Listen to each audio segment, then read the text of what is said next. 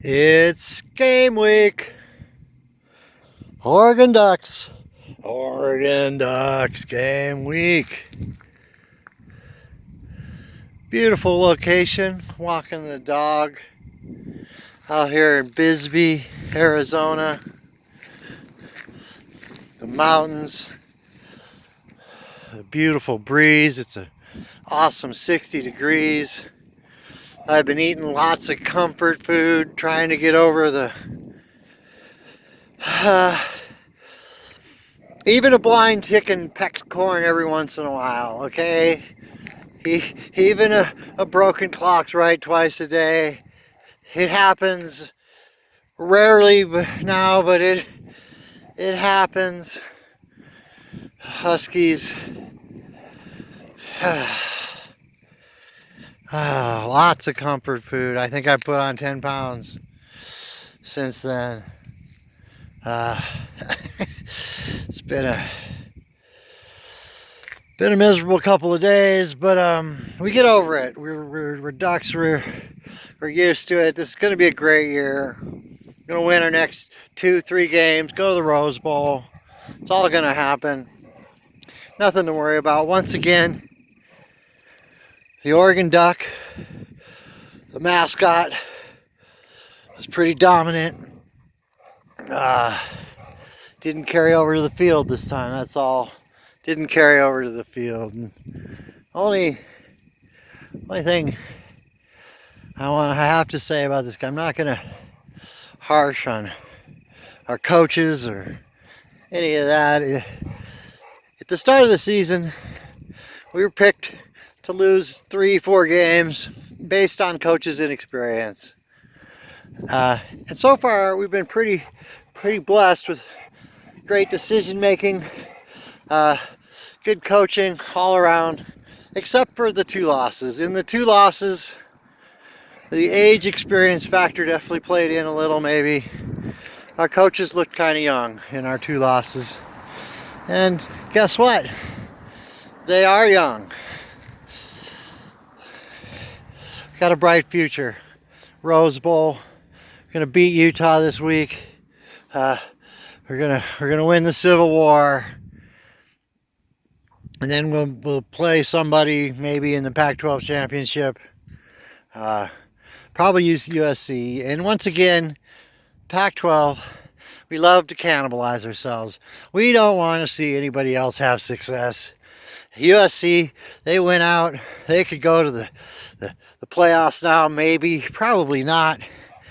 Probably gonna, if TCU loses, it's probably gonna be the Big Ten and the SEC. It's gonna be Michigan, Ohio State, Georgia, and Tennessee.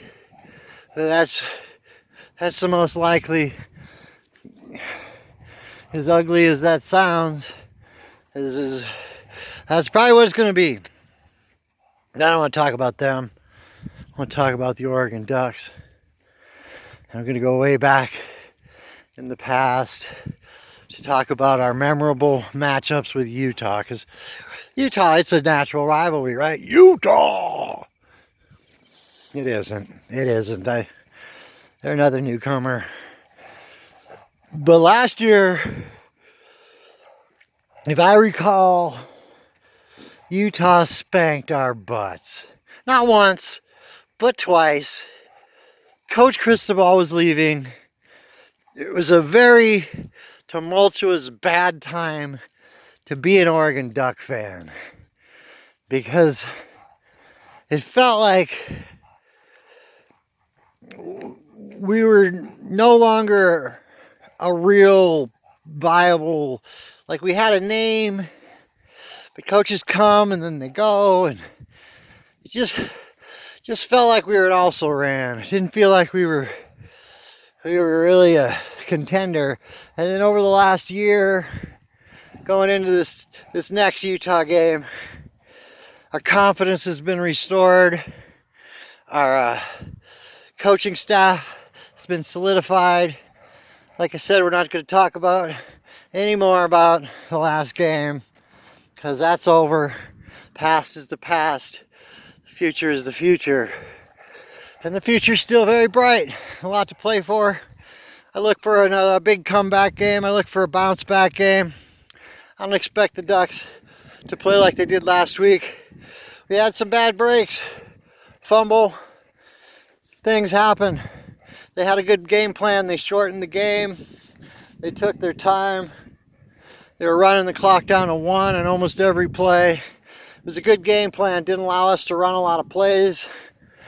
Didn't allow us to get into a rhythm. All right, I'm talking about what? All right, we're not talking about that. We're talking about these Utah Utes, who they are a real a team we should actually emulate, because Utah doesn't have top 10 classes every year. Utah does it with 3 stars.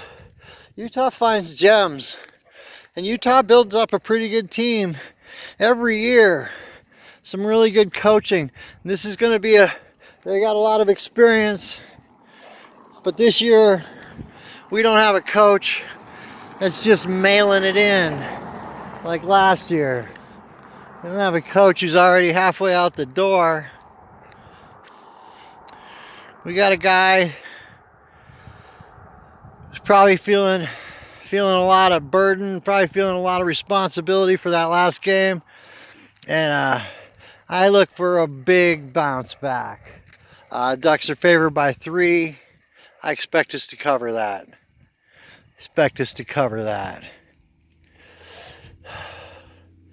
Right now I'm looking into Mexico.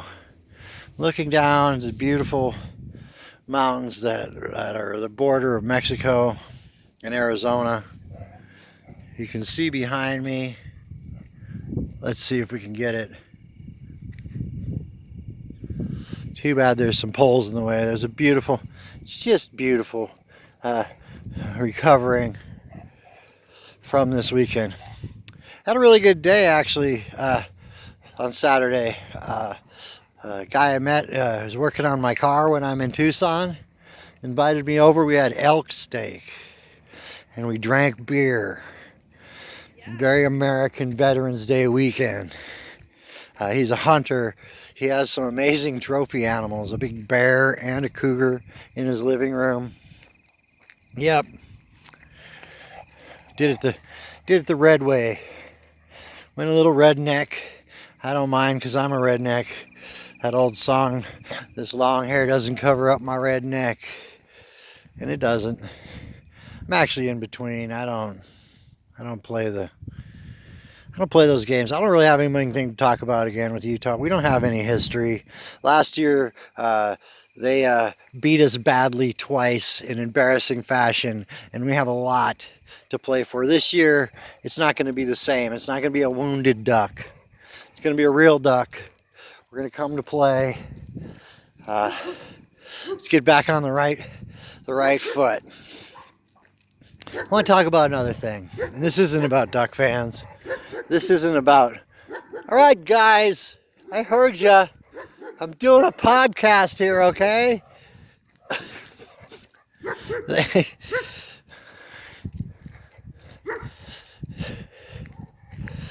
I want to talk about the former coach, Mario Cristobal, who's the person I think about now when I think about Utah. I think about this thing that happened last year, Mario, and I don't blame him for doing what he had to do. He didn't do it right necessarily, and they never do. Coaches never do. They can never tell you exactly what their plans are. It's just they never do that, and it's really kind of a shame though, because I know year in and year out they preach integrity to the players.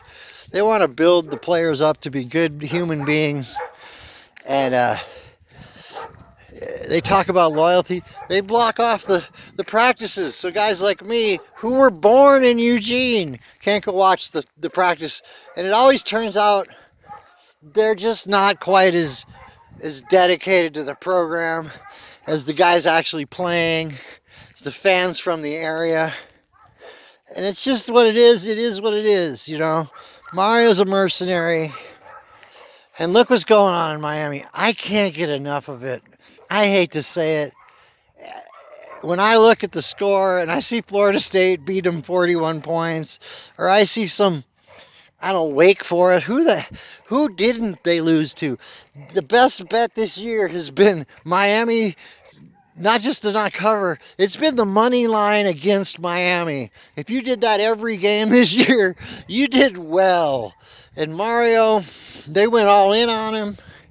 They signed him. They didn't even consider, maybe give him 3 years, see how it works out. No, all in. He's in for the big bucks. And they got to be feeling a little bit of, they got to be wondering right now, just a little bit of what did we do? What did we do? Because Mario is an old dog. Like, he's not a young guy like Lanning, Dillingham. He's not learning new tricks. He's an old dog. He's pretty set in his ways. And he might gradually change a little bit, but he pretty much is what he is. This is what you get. And when you look at his record when he hasn't been coaching in Oregon, it's not good. It's not good. It was Oregon, it turns out, not him. And that's the way it felt, because we always had way more talent. We barely won games. We lost games to teams we shouldn't have. It wasn't like that game last week where we played a really good offense, a really good team, and they beat us. No. We got some dog issues here. There's a lot of dogs, and they're barky, barky, barky. But I'm about to wrap it up. This has been Game Week. I hope everybody's feeling a lot better by the end of this week. It's a hard one to take. We're used to beating Washington. But even a blind pigeon finds a scrap of bread sometimes. That's just what happens. Every dog has their day. It's just one of those things. But this has been Game Week. Oregon Ducks. Game Week.